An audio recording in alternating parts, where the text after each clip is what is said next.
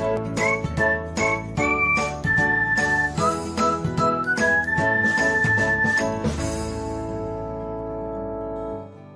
everyone, welcome back to another episode of Technologyglance.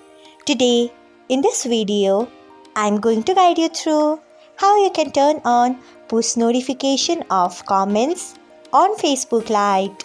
So, let's get started. Firstly, open Facebook Lite app in your device.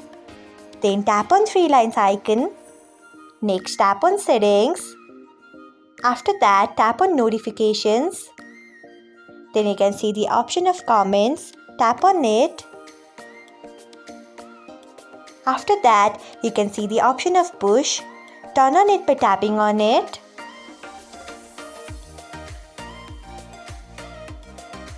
So, this is how you can turn on push notification of comments on Facebook Lite.